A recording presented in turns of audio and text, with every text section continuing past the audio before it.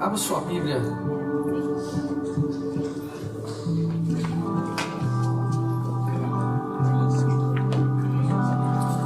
No Evangelho segundo Lucas, capítulo 18. Evangelho segundo Lucas, capítulo 18.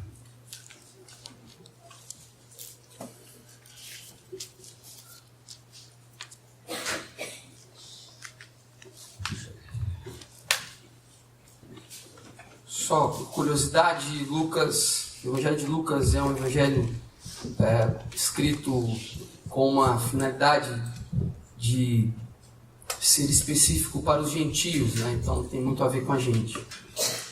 Não que os outros evangelhos, como o de Mateus, por exemplo, que tem uma forte indicação para os judeus, né? Fala de genealogia e tudo mais, começa com isso. Que não seja importante para nós, sim, é muito importante, mas só a título de curiosidade. Capítulo 18, nós vamos ler a partir do verso 9 até o verso 14. Algum irmão que desejar, por favor, em voz alta, leia para todos nós aí, Lucas 18, do versículo 9 até o versículo 14, por favor. Propôs também essa parábola a alguns que confiavam em si mesmos, por se considerarem justos e desprezavam os outros. 2 homens subiram ao templo com o propósito de orar, um fariseu e o outro publicano. O fariseu, posto em pé, orava de si para si mesmo desta forma: Ó Deus, graças te dou, porque não sou como os demais homens, roubadores, injustos e adúlteros, nem ainda como este publicano. Jejuo 2 vezes por semana e dou o dízimo de tudo quanto ganho. O publicano, estando em pé, longe, não ousava nem ainda levantar os olhos ao céu, mas batia no peito, dizendo: Ó Deus, sê propício a mim, pecador. Digo-vos que este desceu justificado para a sua casa, e não aquele, porque todo o que se exalta será humilhado, mas o que se humilha será exaltado. Traziam-lhe também as crianças para que as tocasse, e os discípulos, vendo-o, o repreendiam. Jesus, porém, chamando-as para junto de si, ordenou: Deixai vir a mim os pequeninos e não os embaraceis, porque dos tais é o reino de Deus. Em verdade vos digo, quem não receber o reino de Deus como uma criança, de maneira alguma entrará nele. Amém. Eita. Amém. Antes de começar, de que o texto está falando? Qual a mensagem central desse texto que a Ariana leu para a gente aí, que os irmãos acompanharam? Pode falar, essa pergunta não é retórica. Né?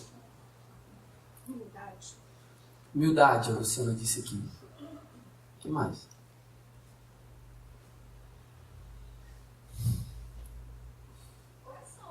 Oração.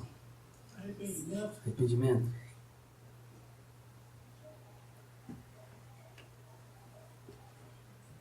Não ainda. Tá tudo certo, não tem resposta errada, mas não é ainda que eu queria ouvir, mas tudo bem. Boas obras. Boas obras. Arrogância, quase. Novo nascimento. Religiosidade, soberba. Ó, tá chegando, hein? Orgulho, quem falou? Minha mãe, viu? Tinha soprado, mas não vale, né? Exatamente. Hoje eu quero conversar um pouquinho com os irmãos a respeito de orgulho, que eu acho que esse texto fala muito. Fala de tudo isso que os irmãos falaram. Fala de oração, fala de humildade, de novo nascimento. Tudo isso que vocês falaram é verdade. A gente encontra todos esses elementos aqui no texto. Mas eu queria me ater à questão do orgulho, especificamente. A raiz do orgulho é a hipocrisia. A raiz do orgulho, o que gera o orgulho é a hipocrisia. O que é a hipocrisia? Hipocrisia é eu falar uma coisa e viver outra. É eu estar fazendo uma coisa quando na verdade eu queria estar fazendo outra. É eu chegar aqui e pregar uma mensagem, um sermão para vocês, quando na verdade eu queria estar falando outra coisa. Isso é hipocrisia. É ser alguma coisa que você de fato não é. Mas isso é a raiz do orgulho? Exatamente. E nós vamos entender um pouquinho sobre isso. Primeiro a gente precisa fazer uma espécie de autoexame, né? identificar em nós mesmos orgulho. Será que alguma coisa que eu faço, a minha motivação é orgulho? Será que eu estou sendo orgulhoso por fazer alguma coisa? Eu me sinto orgulhoso, não no sentido positivo da palavra, que eu acho que pode existir sim, né? Você fez alguma coisa e você se sente orgulhoso por ter conseguido fazer aquilo, mas não nesse sentido, mas no sentido ruim da palavra, orgulho, no sentido de eu sou autossuficiente, eu sou extremamente capaz de fazer, eu cheguei aqui pelos meus próprios méritos e força, graças a mim mesmo, louvado seja o meu nome, para a honra e glória de mim mesmo. É disso que eu estou falando. Então a gente precisa examinar um pouco a gente e ver se há alguma coisa nisso. Orgulho pode se manifestar em nossas vidas de diversas maneiras, mas tem duas que são muito sutis e eu quero destacá-las aqui também. Uma é a ostentação e a outra é a autopiedade. Então, pegando dois extremos assim, claro que entre um e outro pode existir outras manifestações de orgulho, mas eu fico com a ostentação de um lado, de uma ponta, e a autopiedade de outro. Só para você entender, né? A pessoa que leva para o lado da ostentação, o orgulho, ele vai dizer assim: eu mereço ser reconhecido, admirado, honrado, visto, porque eu alcancei, eu fui o único que consegui fazer isso. Eu mereço. Esse é o que ostenta, né? Ele olha para dentro dele e ele fala assim: caramba, eu sou muito competente, eu sou muito capaz de fazer tudo isso. E eu só estou aqui por isso mesmo, porque eu sou competente. Tinha uma propaganda de carro recentemente, né, de um carrão assim, né, um belo carro, que o slogan era assim: porque você merece. É um carro de mais de 100 mil reais. Então o slogan era: porque você merece. Então o cara que de repente estava na dúvida, né, Fabiano, de comprar o carro, assim, poxa, será? O país em crise, não sabe que vai ser muita ostentação? Aí viu o slogan, né, o pessoal do marketing é fantástico: você merece, cara, você trabalhou, você merece, olha por onde você veio, olha aí, você, sabe, aí o cara se enche de quê? Orgulho. Mas a motivação. Agora o outro é o da autopiedade, né? O da autopiedade diz assim: eu mereço ser também admirado, honrado, visto por todo mundo, reconhecido, porque eu me sacrifiquei. Será que ninguém está vendo o meu sacrifício? Mesmo que eu não tenha conseguido alcançar, mas e o meu esforço? Ninguém conta. Ninguém conta quando eu acordei de manhã e muito cedo. Ninguém conta as horas que eu passei. Ele olha para dentro dele e ele vê misericórdia nele mesmo. Ele fala assim: as pessoas precisam reconhecer o meu sacrifício. Precisam reconhecer o quanto eu estou fazendo. Olha só isso aqui, olha o meu relatório. Eu fiz isso, eu fiz isso, eu fiz. Eu me sacrifiquei, eu me doei, eu contribuí, eu. Os dois estão, apesar de, nas duas pontas, nos dois extremos, estão sofrendo do mesmo mal. Estão olhando sempre para dentro dele mesmo. A ostentação, como diz John Piper, a ostentação é a voz do orgulho no coração do forte. Aquele que tem confiança, né? É a ideia da autossuficiência.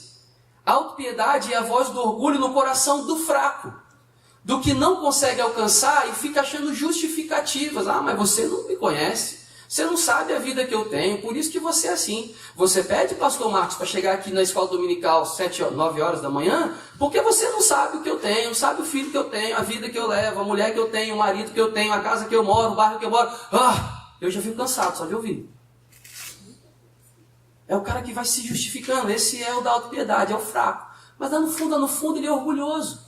Ele usa essas situações da vida dele como um escape, sabe? Para que todo mundo tenha pena dele, para que todo mundo, tadinho, coitadinho, pobre de você. Mas isso é orgulho. É orgulho. Isso não é bom. Isso não é bom. Se nós pensarmos no orgulho como uma sensação de merecimento e desprezo pelos outros, né? E aí é o que nós encontramos no texto que nós lemos no versículo 9. Jesus está falando exatamente disso, né? A sensação de merecimento anda de mãos dadas com a ostentação de ser superior ao outro. Então, o que o cara faz aqui, na história que Jesus conta, né? Que nós lemos aqui, no verso 9...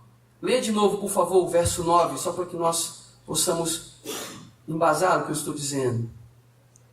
Propôs também essa parábola a alguns que confiavam em si mesmos, por se considerarem justos e desprezavam os outros. Considerar justo e desprezavam os outros. Então, o que acontece? Eu acho que eu sou melhor. Como assim? Como assim Deus vai olhar para todo mundo igual? Não é possível. É possível que eu estou fazendo todo o esforço aqui para fazer tudo certinho e Deus olha para mim da mesma forma que olha para aquele outro pobre, miserável, pecador. Não é possível, está errado. Isso é um grande mal que nós sofremos enquanto orgulhosos, que somos às vezes. É achar que alguém do meu lado é pior do que eu. É menos merecedor da graça do que eu. Que o pecado do outro é muito pior do que o meu próprio pecado. Que a gente classifica as pessoas, né? Eu olho para... Isso, irmãos, eu estou falando isso e eu sou assim também, sabe? Eu me pego assim, é uma coisa que eu tenho trabalhado em mim mesmo. Por que alguns pecados me chocam mais do que os outros? Por que algumas vezes eu quero justiça para uns, mas quero condolências e quero uma coisa branda para outros? Misericórdia para outros. Eu quero que seja aplicada a justiça eficaz em alguns casos, mas em outros não, vamos passar a mão. Né? Quando às vezes são os de perto, quando são os mais chegados, aí eu alivio a carga. Mas quando é o de longe, eu bato pesado. Quando o que não é da minha religião, não é do meu time de futebol, não é do meu partido político, não é do que eu penso, esse eu quero bater, esse eu quero que seja aplicado um castigo para ele, porque ele é burro, porque ele não entende, porque eu sempre justifico a partir da minha régua, a partir de mim. Eu nunca olho para o outro com um olhar assim, poxa, por que ele pensa assim? Que levou ele a pensar desse jeito tão diferente de mim? De que você tem medo? Isso é uma outra coisa. Sabe, o orgulhoso, ele tem medo. Ele tem medo de ser quem ele de fato é. Lembra que eu falei que a raiz, o que gera o orgulho é a hipocrisia? Então, quando eu me mascaro de alguma coisa, orgulhosamente eu estou tentando esconder quem de fato eu sou. Eu boto uma máscara. E aí é melhor que as pessoas, alguns pensam assim, é melhor que as pessoas me vejam como uma orgulhosa, ou como um orgulhoso, ou que as pessoas me vejam de fato como eu sou. E aí eu sempre coloco a culpa no outro. Lembra de Adão? Quando Deus pergunta para ele, o que ele responde para Deus sobre o pecado? Foi a mulher que o Senhor me deu, estava aqui quieto, fazendo nada, estava numa boa aqui, nesse paraísão aqui, tudo para mim. Tudo para mim. Aí o Senhor vai me dar uma mulher. O que ela faz? Me faz eu pecar. Cara, você pode até, sabe, você pode conversar com alguém que não é cristão, alguém que não acredita na Bíblia, mas você lê essa história para ele, o cara fala assim, cara, mas parece que foi escrito ontem. Parece que foi escrito pelo Mário Sérgio Cortella. Eu falei, não, escrito por Moisés. Há muitos anos atrás. A gente sempre aponta para o outro. A gente nunca olha para nós. Esse é o orgulhoso. Não reconhece que dentro dele tem um monte de coisa errada que precisa ser consertada. Mas não, eu sempre aponto para o outro. E é o texto que nós lemos aqui. No verso 11 e 12 também, que da leitura que nós fizemos, o fato de agradecer a Deus não tirou daquele homem, ele estava lá agradecendo a Deus, estava lá no templo, não tirou daquele homem o prazer de ser superior ao outro. Mesmo estando agradecendo a Deus, ele estava ali aproveitando a oportunidade de agradecer a Deus. Tipo assim, Senhor, eu estou aqui, obrigado por todas as coisas que o Senhor me deu. Aqui, já te agradecer também, porque que bom que o Senhor não me fez como aquele miserávelzinho ali, né? Que bom, Senhor, que obrigado, né? Porque ele não sabe nada, ele não entende nada, né, Senhor? Então, obrigado, Senhor, porque o Senhor me colocou aqui, me fez assim, do jeito que eu sou, que bom que eu sou assim, Senhor, obrigado, né? Diz que o judeu fazia uma oração assim, né? O judeu homem, né, numa sociedade machista como eles eram, dizia assim, fazia sempre 3 orações, né? Obrigado por ser judeu, né? Obrigado por não ter nascido lá na Samaria e obrigado por ser homem. Ele agradecia isso, porque naquela sociedade ser mulher era uma coisa complicada. Então esse orgulho de ser um ser superior ao outro, é isso que o texto está falando. Teologicamente, aí, aprofundando um pouco mais aqui, teologicamente, esse tem sido um dos maiores erros do cristianismo contemporâneo. Dos maiores erros. As pessoas muitas vezes rejeitam o evangelho porque os seus interlocutores se colocam em uma posição superior e querem trazer humilhação para o outro pecador. Ele nem se reconhece pecador. Há alguns anos eu e a Ariana fomos até São Paulo participar de um seminário sobre ministério profético. Faz bastante tempo isso. E sabe uma das lições que mais me impactou foi que o homem que estava falando sobre ministério profético, ele falou assim, sabe como que um profeta deve entregar qualquer profecia? Ele deve fazer assim, ó, vou sair do vídeo. Ele deve se ajoelhar na frente da pessoa e falar assim, eu tenho uma coisa para falar para você. E eu sinto que é de Deus. Mas se você não aceitar, tudo bem. Se você achar que não é de Deus, ore. Mas eu preciso te entregar. Por que você tem que fazer isso? Porque você não está numa situação superior porque você está entregando uma palavra de Deus. Você acha que o mensageiro é mais importante do que a mensagem?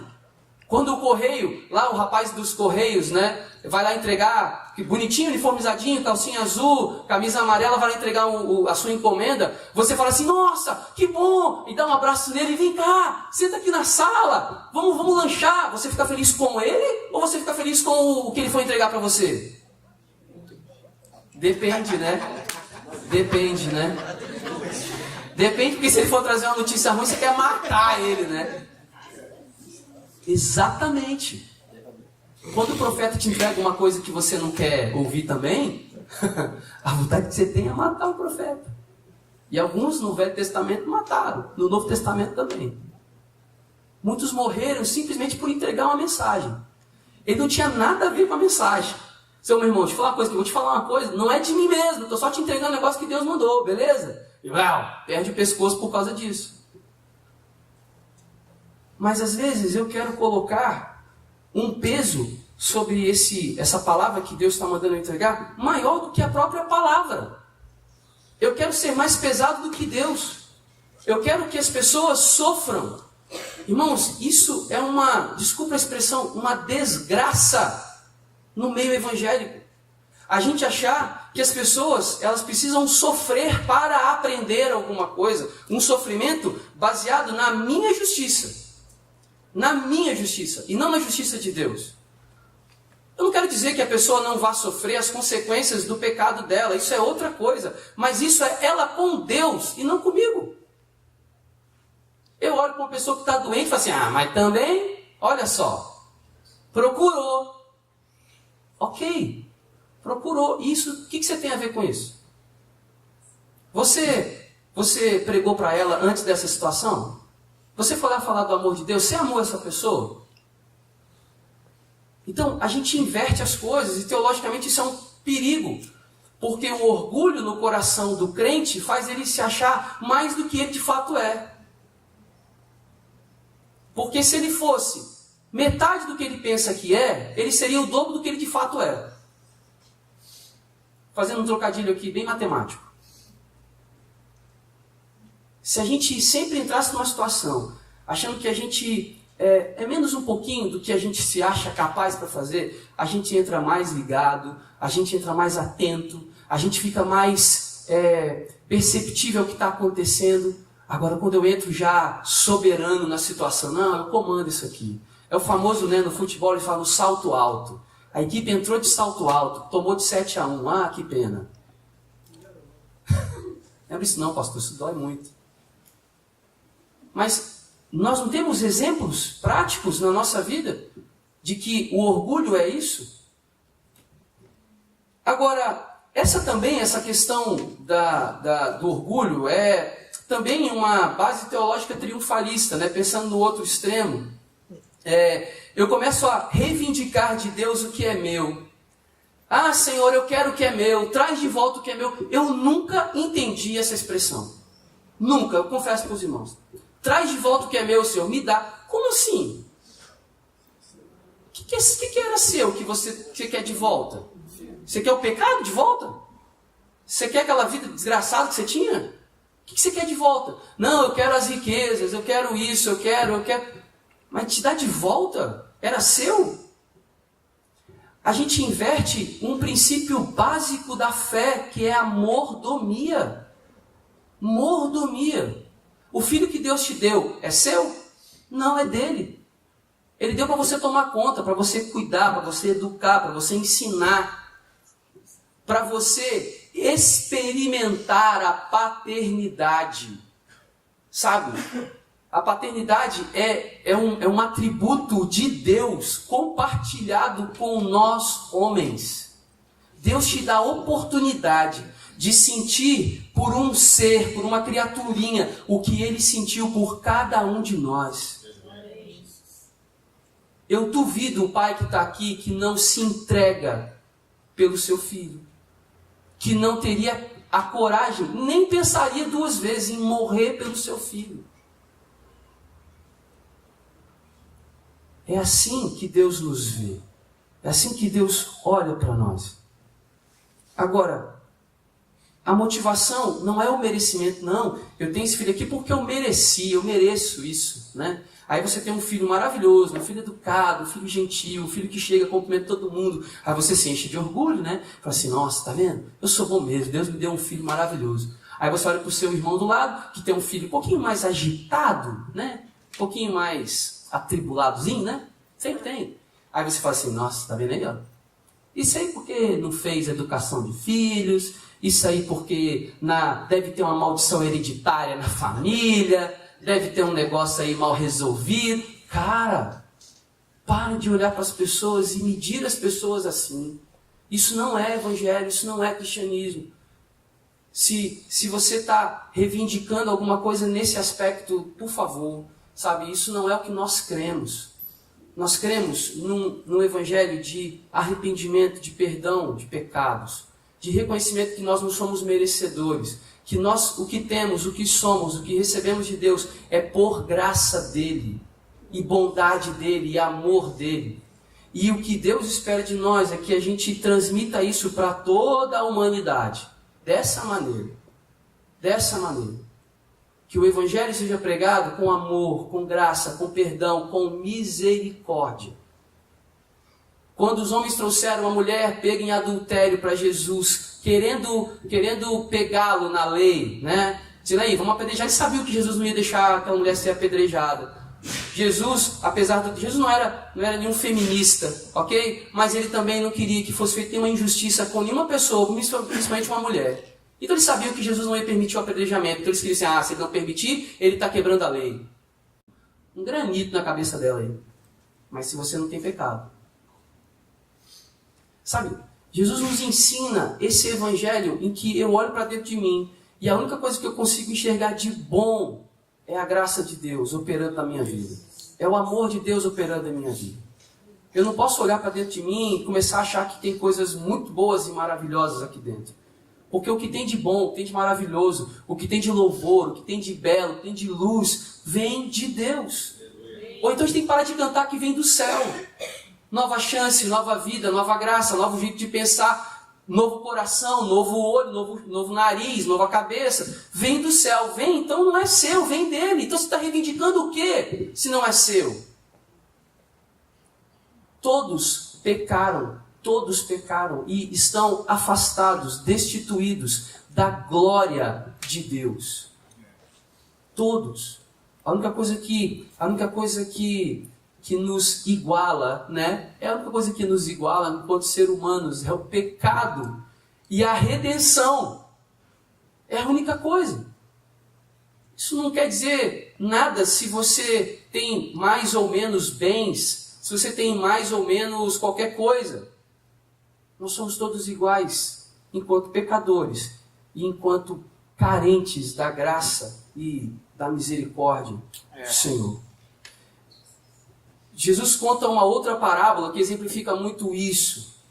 Aliás, em várias parábolas, né? Nós podemos citar aqui o filho pródigo. A parábola do filho pródigo representa bastante isso, quando o filho volta, o filho que foi embora volta e o de casa fica extremamente transtornado pela festa que o pai dá por aquele. Peraí, pai, esse cara gasta tudo e tal, vem você dar uma festa? Não, coloca ele de castigo. Coloca ele de castigo no milho. Ele precisa ser punido. Ele precisa ser castigado. a gente tem esse sentimento do filho pródigo que ficou, né? Não do que foi. Mas um outro que eu acho mais interessante, outra história que eu acho mais interessante é dos trabalhadores da vinha. Esse é fantástico. Porque o homem lá, o dono da vinha, vai de manhã e convoca os trabalhadores e combina com eles que vai pagar. Eu vou pagar um dia de trabalho para vocês, beleza? Beleza. Os caras vão, trabalhando. 6 horas da manhã. E estão lá. Aí meio-dia o senhor da vinha fala assim, vou contratar mais trabalhadores. E vai lá e contrata mais trabalhadores. E combina com eles o preço para pagar. E E depois vai chegando perto da hora, assim e tal, umas 3 horas da tarde, para parar 5, 6 horas, vamos embora, mais trabalhadores. E contrata mais trabalhadores. Na hora de pagar, ele paga todo mundo igual. Paga todo mundo igual. Aí vem o pessoal lá da CLT, né, das leis trabalhistas, vai falar assim, não, peraí, isso é injusto, mano. Eu tô aqui desde 7 horas da manhã, desde 6 horas da manhã trabalhando, o outro chegou agora e quer sentar na janelinha, quer comer a mesma coisa que eu, quer ter o mesmo benefício que eu. Peraí, rapaz. É claro que eu estou exemplificando uma questão de trabalho aqui, mas entenda que no reino dos céus não é assim. É claro que nas relações de trabalho existe essa questão da meritocracia, né, dos horários, quem trabalha por hora, quem trabalha por produção, é óbvio. Mas só para a gente entender que no reino dos céus não é assim. Não é um sistema fabril de produção, de crente, né, de obras do reino, não é isso.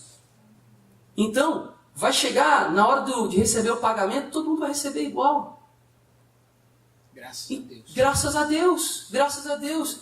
Então, isso pode levar você a pensar assim, poxa, pastor, então pera lá. Eu estou aqui me sacrificando, estou aqui pagando um preço de penitência, não estou fazendo isso, não estou fazendo aquilo e tal. E quer dizer que o outro que vai chegar depois, todo ferrado, só porque se arrependeu, vai ter o mesmo galardão que eu, vai para o mesmo céu que eu. Não tem uma escala de céu assim, tipo um céu da Praia do Canto e um céu de Jardim Azteca, da periferia. Não tem um céu da Burijica, um céu de Paú e um céu da Praia da Costa. Não tem. Como assim? E esse negócio de rua de ouro lá? Não, a minha rua lá no céu tem que ser uma rua fantástica. Que isso, cara? Onde você está com a cabeça, mano? Que evangelho é esse que estão ensinando para você? Que evangelho é esse? Sabe, eu sei que pode não ser lógico, eu sei que você pode ter um monte de argumento para pensar isso, mas sabe aquele ladrão da cruz, aquele ladrão lá da cruz, que reconheceu naquele momento e brigou com o outro, falou, cara, nós estamos aqui porque a gente mereceu, esse cara que não fez nada, muito pelo contrário, esse cara é filho de Deus, esse povo que é doido, está crucificando o filho de Deus, meu misericórdia. Jesus já disse assim, cara, você vai estar comigo no paraíso hoje mesmo. Você tem dúvida de que esse camarada, no reino dos céus, ele tem uma posição, a mesma posição, ele está no mesmo nível de relacionamento ali, de proximidade com Deus, no reino dos céus, lá no céu, que Pedro, que João, os caras que andaram com Jesus ali, que passaram, a mesma coisa. Graças a Deus! Porque onde nós estaríamos se não fosse isso? Então nós precisamos compreender essas coisas, sabe? Nós temos que parar de nos preocupar com os elogios humanos. A Bíblia diz que esses que buscam isso já receberam o seu galardão. Quando eu vejo, eu tenho convicção do meu chamado pastoral já há muitos anos. Eu fugi muito tempo disso. E de vez em quando eu encontro alguns irmãos, né, que me conhecem há algum tempo, assim, finalmente, né, e tal, você assumiu isso agora você está pastoreando junto com o Marcos lá, a comunidade, que bênção e tal. Poxa, talvez se tivesse começado antes, eu dizia, se tivesse começado antes, você estava com uma igreja muito maior, né? Como assim? É produção agora, né? Então quem começou primeiro tem mais chance de ter mais sucesso? É isso? Peraí, cara, de que reino nós estamos falando? Nós estamos falando de gente, de pessoas, de relacionamento com Deus.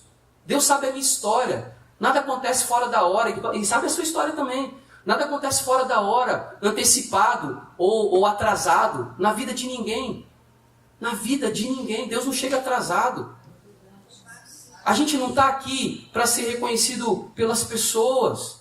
Se as pessoas reconhecem algo em nós de bom, louvado seja o nome do Senhor por isso. Louvado seja o nome dele, mas não o meu. não por mim mesmo, sabe? Eu falo sempre que a única diferença entre nós que estamos aqui ouvindo essas coisas, arrependidos do nosso pecado, e o outro que está lá fora, aquele irmão que entrou aqui semana passada, nós o encaminhamos para a casa de recuperação, a única diferença é que nós já nos reconhecemos pecadores, e já reconhecemos que nós precisamos da graça de Deus, e algumas pessoas ainda não. Mas não é o que ela veste, não é o que ela come, não é o que ela bebe, não é onde ela está, que vai fazer a diferença. Não é isso. Pare de achar que porque você está fazendo alguma coisa, que o seu sacrifício tem que ser reconhecido pelas pessoas. Quando Jesus ensina sobre oração, ele fala, entra no seu quarto. Entra lá no seu quarto, em secreto, e ore lá. Quem tem que ouvir sua súplica, seu clamor, seu lamento, sua reclamação é Deus, é o Pai. Você tem direito de reclamar? Todo o direito. Davi fez isso inúmeras vezes. Davi falava com Deus assim, como pode? Os meus inimigos prosperam. Dá tudo certo na vida desses caras. Eu estou aqui me sacrificando. Eu estou aqui fazendo tudo direitinho. Agora, eu não posso fazer nenhuma coisa errada que o Senhor venha e me pune, me castiga. Davi irado começa a falar isso. Mas lá no final, ele fala assim, Senhor, mas eu sei que o Senhor me ama. Eu sei que o Senhor faz isso porque o Pai corrige só os que amam. Davi vai falando, parece que o muito falar dele é uma catarse, sabe? Ele vai aliviando a sua alma e daqui a pouco o Espírito Santo, creio eu, começa a aliviar a alma de Davi, ele começa a reconhecer a bondade de Deus, mesmo quando Deus está tratando Davi, quando Deus está apertando Davi, Davi consegue se sentir amado por Deus.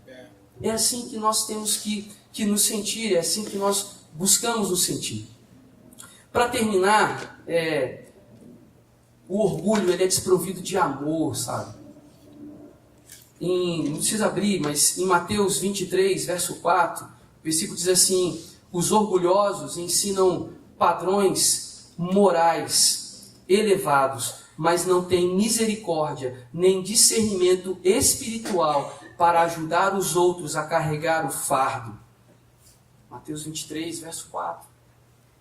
Os doutores da lei, os fariseus, aqueles que comandavam o povo, eles impunham regras pesadas, fardos pesados, mas eles mesmos não queriam cumprir, sabiam que era impossível cumprir aquilo. Sabe, quando a gente se sente orgulhoso do que a gente se seca para o amor, a gente se fecha para o amor, eu não consigo olhar para o outro com o olhar de Cristo, o olhar de amor, o olhar de compaixão, como Jesus fazia quando olhava as multidões. Jesus se indignava, se irava, sabe, com os religiosos. Mas ele olhava para os pecadores e ele tinha compaixão daqueles homens. Ele entendia que muitas daquelas pessoas estavam naquela situação porque não tinham encontrado ainda o Deus verdadeiro. Estavam atrás apenas de um Deus religioso, um Deus da religião. E nós temos que tomar muito cuidado com esse tipo de coisa. Temos que tomar cuidado, bastante cuidado. Agora, existe um livro que eu gosto muito, chama-se Cristianismo Puro e Simples. E esse livro é um livro que ele mexe muito com a gente. Ele mexe muito com nós que somos cristãos, assim. Porque ele vai para o centro do que de fato é o cristianismo, totalmente bíblico, totalmente centrado em Cristo, e ele vai apontando para nós algumas coisas. E tem uma citação desse livro que eu acho muito interessante, que diz assim, o orgulho leva a todos os demais pecados. O orgulho nos leva a todos os demais pecados. E no livro ele consegue dissecar essa frase. Trata-se de um estado mental anti-Deus. O orgulho leva a todos os demais pecados. É um estado mental anti-Deus. É um estado mental que te leva a pensar completamente diferente do que Deus pensa. Você passa a não ter a mente de Cristo. Você começa a pensar de uma maneira em que não é a maneira em que Deus espera que você pense. O homem orgulhoso, mesmo quando conquistou mais do que poderia desejar, tentará conseguir sempre mais, só para garantir o seu status. O cara que é orgulhoso, ele nunca está satisfeito, não tem contentamento. Ele sempre quer mais, ele sempre quer mais. Ele quer sempre mostrar que ele pode mais. Ele quer mostrar para as pessoas. Ele não consegue nem ser grato a Deus pelo que ele tem. Ele está sempre olhando à sua volta e dizendo, eu preciso melhorar. Mas melhorar por quê? Você de fato necessita disso? Ou de fato você só quer isso para mostrar para as pessoas? Então, queridos, eu quero encerrar essa palavra hoje aqui. E quero orar pelos irmãos. Quero orar pelos irmãos. Essa palavra não é uma palavra para que a gente se sinta humilhado, cabisbaixo, nada disso não. É para a gente olhar para nós mesmos e falar assim, poxa, será que em algum momento eu estou sendo orgulhoso? É para perceber nas sutilezas das coisas. Sabe uma coisa que acontece? Todo mundo gosta de ser elogiado, todo mundo gosta de ser reconhecido. Mas você precisa dominar isso no seu coração. Nós viemos de uma herança clerical, hierárquica, onde pastores, líderes, presbíteros têm um lugar de destaque na comunidade. O bispo, o arcebispo, essas hierarquias que os homens criaram. Isso não é bíblico, isso não é de Deus. Isso é simplesmente para inflar o orgulho das pessoas. Sabe, eu não incito ninguém a me chamar de pastor. Não que eu não me reconheça pastor, mas eu não quero que o título venha na frente do meu nome. Eu sou o Luciano, eu sou o tio Lu, que estou exercendo o meu ministério pastoral nessa comunidade de fé. É isso que eu sou. Eu não sou o pastor fulano de tal, o bispo. Sabe, é uma coisa que, tudo bem, alguém pode achar que isso é bacana, que isso é legal, mas uma coisa que me causa assim um pouco, eu já fico um pouco pé atrás quando eu vou a uma palestra, quando eu vou a algum estudo, alguma coisa de uma universidade, em que aparece antes do nome do cara a titulação dele, o PhD, o doutor fulano. Se ele precisa dizer isso, há uma insegurança. E essa insegurança vem porque há uma hipocrisia, a hipocrisia é a raiz do orgulho. Ele é inseguro para dar uma palestra sem que as pessoas saibam que ele é um PhD, ele tem que dizer isso? As pessoas só vão ouvir por causa disso? Então, as pessoas é que estão precisando mudar a sua maneira de pensar. Sabe, a palavra de hoje é para que nós pensemos a respeito disso. A honra que eu dou não pode estar ligada ao título. Tia Marta não está aqui, nem a Kelly, né, que trabalham com médicos. O Hudson está aqui. Quando você vai a um hospital, quando você vai a uma clínica, você conversa com a mesma educação, com a mesma admiração, com o enfermeiro, com o assistente, com a secretária do médico, da mesma forma que você conversa com o médico? É assim que você trata eles? As pessoas que trabalham, eu lembro do Roberto dando esse testemunho, que chegava no hospital cumprimentando todas as pessoas que limpam, as pessoas que cuidam lá, que trocam os lençóis, você trata da mesma forma. A mensagem de hoje é para nós pensarmos a respeito disso. Será que eu estou medindo as pessoas, então, pelo título delas? A mensagem de hoje é para isso, para nós botarmos o nosso pezinho no chão, na terra, sabe? E pensarmos assim, o que o cristianismo tem feito comigo, no meu coração? Tem transformado o quê? Tem mudado o quê? Ou eu continuo sendo o mesmo cara preconceituoso, religioso, que classifica as pessoas? Sabe, isso é para nós, para todos nós. Mas é para nos levar assim, Senhor, me ajuda, Senhor. Sabe, eu ouço história de gente que mora em apartamento, né, igual muitos irmãos moram aqui, e que passam pelo porteiro semanas e não sabe o nome do cara. Não sabe o nome do cidadão que trabalha na sua casa. Misericórdia. Aí, esse cara, imagina que ele não é um cristão, ele não é de Jesus. E ele assim, então é o pastor, passa aqui nem dá bom dia. É crente. Se ele falasse comigo, eu até abriria meu coração e dizer para ele o que está acontecendo, que eu estou me separando, que meu filho está envolvido com droga, mas fala que esse cara que nem me dá bom dia. Olha só, gente. Isso é o Evangelho. As pessoas, eu tenho falado isso, né, que essa frase eu ouvi também, não é minha. As pessoas rejeitam o Evangelho pelo que ele não é. Porque se as pessoas de fato tivessem um contato com o Evangelho verdadeiro, genuíno, o cristianismo puro e simples, elas não o rejeitariam. Mas isso é nossa responsabilidade. É deixar que o Espírito Santo haja através de nós, por nós, e alcance as pessoas. Vamos orar. Vamos orar. Pai, nós te louvamos, Senhor, nessa manhã.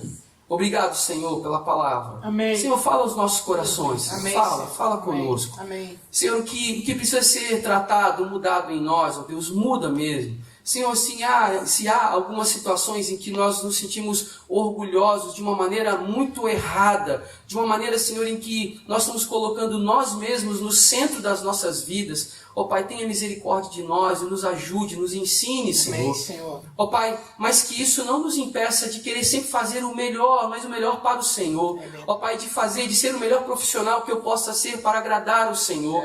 Que poder ser o melhor pai, a melhor mãe, ou Senhor, o melhor músico, o melhor pregador, o melhor professor, o melhor servidor, o melhor patrão, não para nós mesmos, não para nos orgulharmos disso, mas para que o Seu nome seja glorificado, Senhor. Para que as pessoas reconheçam e vejam de fato o amor de Deus alcançando todas as pessoas. Que as pessoas olhem para nós e vejam o Senhor, Amém, vejam a mão do Senhor Amém. agindo através das nossas Amém, vidas. Senhor. Que o nosso abraço não seja o nosso, mas seja o Teu abraço. Amém, Senhor. Que a nossa palavra não seja a nossa, mas a Tua palavra. Amém. Senhor, que nós possamos ser usados mesmo pelo Senhor para alcançar as pessoas, mas que nós possamos viver verdadeiramente a graça, Senhor, e a bondade que o Senhor tem derramado sobre as nossas vidas todos os dias. Amém. É o que nós clamamos, Pai, nessa manhã, em nome de Jesus. Amém. Amém.